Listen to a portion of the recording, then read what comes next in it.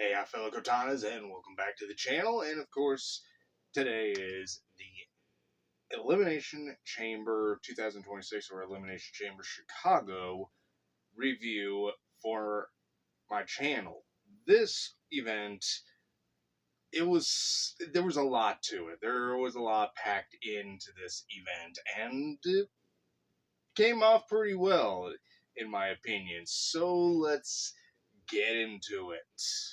First up, we're going to talk about the men's Elimination Chamber match, which was to determine the number one contender to go to WrestleMania for the undisputed WWE Championship against Drew McIntyre.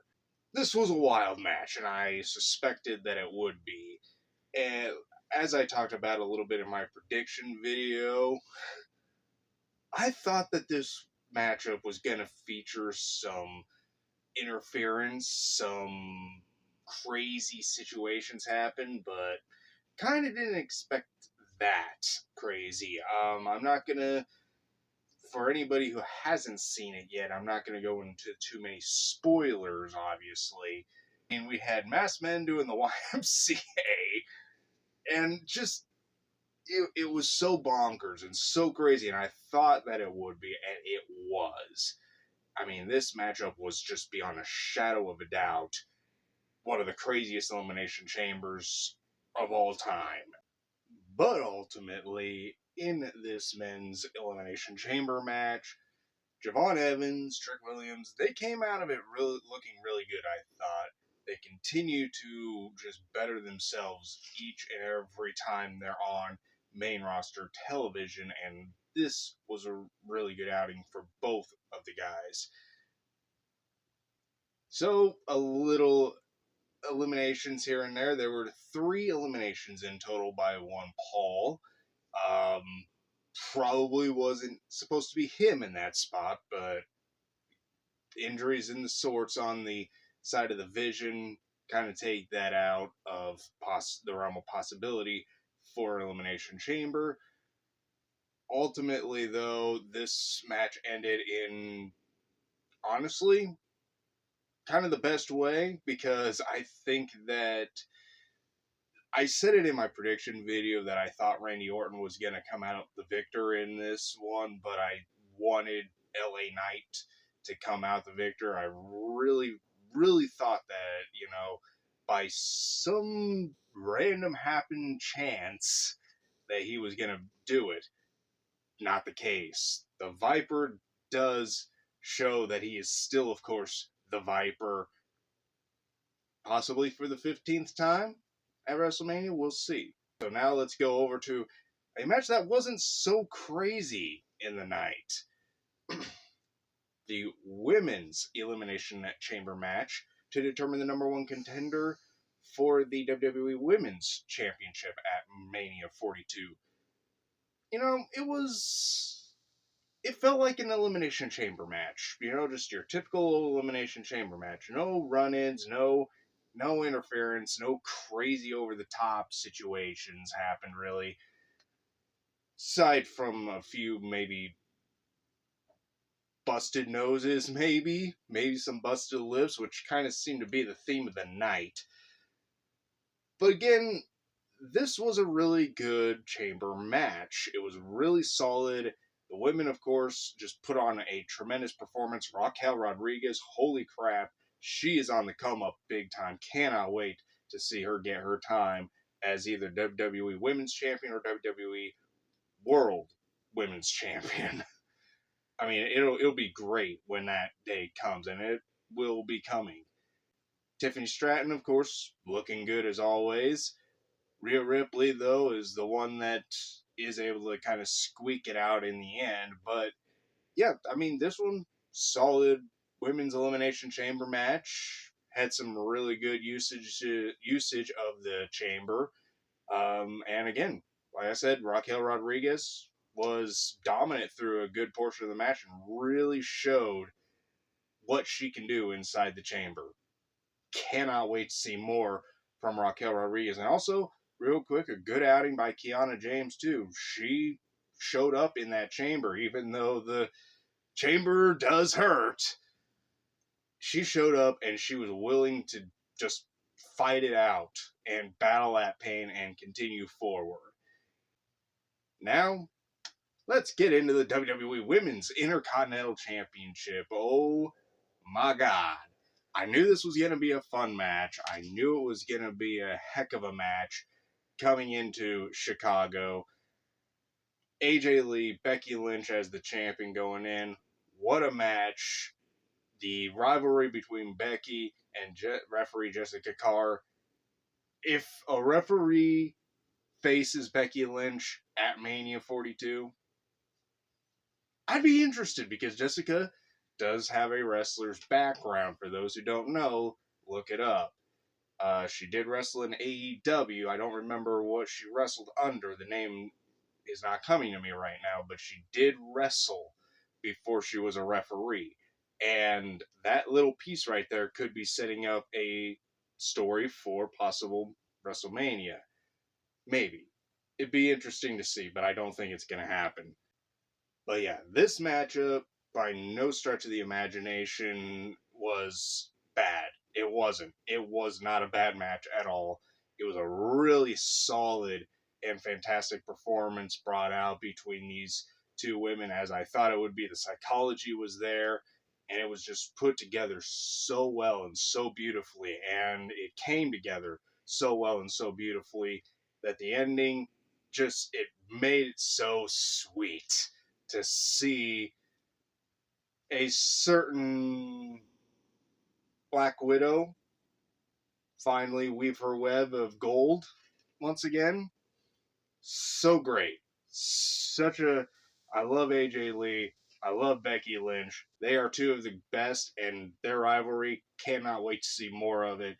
Maybe at Mania 42, but we'll see what happens. This has been one crazy road to WrestleMania. Speaking of crazy, we're about to get real bonkers here. We come finally to the WWE World Heavyweight Championship match between champion CM Punk and Chicago's own versus Finn Balor. Oh my God, CM Punk's entrance. As a Nebraska fan, it's not just a Nebraska intro, obviously. It's not solely a Nebraska intro. But that retro Bulls style intro from the 90s, going back to Michael Jordan and all that, oh man, that was so great. And to hear that music gets you pumped every time. And you could just see the look on CM Punk's face in the back. He was juiced. He was ready to go. He was amped up. So was Finn Balor. You could see it in his face too. And this matchup did not disappoint at all. Probably, in my opinion, the best match on the card tonight. It was tremendous. Going with kind of similar to what I said in my prediction video about this match, I thought it might just have some interference in this one from JD McDonough and maybe Dominic Mysterio. Didn't have that. Didn't see Roman Reigns anywhere in the building, which honestly I'm okay with, but at the same time, in order to continue to build towards what is being booked as the biggest WrestleMania main event of all time, it would have been nice to have had Roman booked, at least to just appear and knock two guys out, and then have that one last face-off to end the show to remind everybody that, okay, hey, this is done and over with. This was a great match, but we got this one coming. Get ready, because it's going to explode. Of course, we're going to see them more than likely face off multiple times in the coming weeks leading up to Mania. But this was the final pay-per-view before WrestleMania for this year. And it would have just been nice to have that little old school face-off between champion and challenger one last time. Kind of got it with Randy and Drew a little bit. Maybe Drew will be champion at WrestleMania 42. It could be. somebody else in the place of Drew McIntyre, given on what happens at Friday Night SmackDown this coming week. But ultimately, this main event, tremendous matchup between Balor and Punk. Thought it was going to be, and it was that, and a little bit more. In my view, it surpassed their encounter on Monday Night Raw. This was just a tremendous match, a fun match. Punk got busted up a little bit, got beat up a little bit. That crowd was not tired, by the way, when that title match was going on. They were in it the entire way.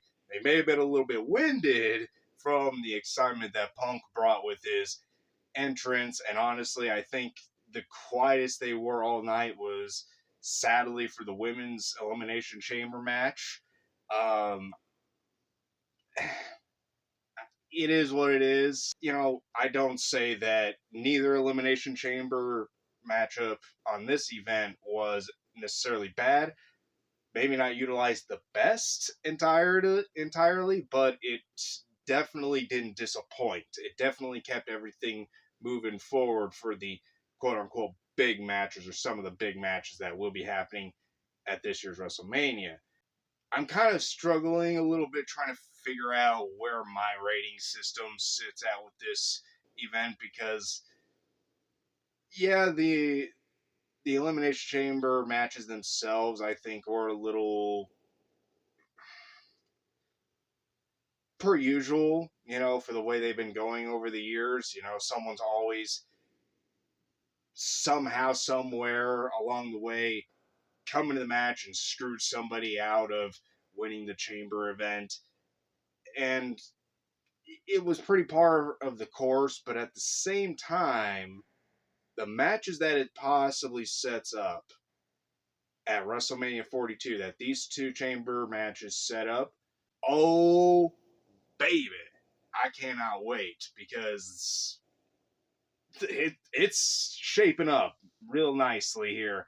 We got a long ways to go yet before WrestleMania, and to see who else is on the card, of course, for night 1 and night 2, but we're almost there, and it's getting better and getting more and more interesting, and the matches are getting more and more interesting as we get closer, of course, which is the way that it should be on the road to WrestleMania. I think ultimately I'm going to have to sit this event as well as at a B rating for me. I think it was similar to Rumble for me. It got me excited at some points, but at the same time kind of left me going, nah, so what? Who cares? Okay. Kind of figured that was the case. Kind of figured when you pull off that mask, it's going to be a nobody that we don't really know yet, and then it's going to be the biggest somebody in the entire WWE, pretty much, under the next one. So it was like, yeah, okay, sure. And the surprise debut, Danhausen, yeah, very underwhelming in my opinion. So it wasn't a weak card, but it wasn't a strong card either. It was a good final pay-per-view before WrestleMania, but there's just so much talent being underutilized these days that, you know, would have been utilized 10 years ago, and you're seeing how it's affecting things moving forward. But that doesn't mean that WrestleMania is going to be a terrible Mania either. Somehow, some way, they'll pull it out. I have a feeling. My favorite match of the card was, I have to say, CM Punk versus Finn Balor. It was a great match, solid match. The crowd was in it, electric throughout the majority of it. Yeah, they got a little bit tired because, I mean, throughout the night they went on the roller coaster ride. But that matchup, fantastic. Great reversal situations, great, just amazing sequences between those two. Keep your eye on Finn Balor. He's on the come up again. So, I thank you all so much for watching this video. If you want to let me know what you thought of this year's Elimination Chamber, Chicago, or Elimination Chamber 2026. Let me know in the comments down below what you thought of them. Let me know what you thought the rating was as well. And aside from that, always remember to imagine your dream, create your happiness, and live your life on the edge. And I'll see you in that next episode. See ya.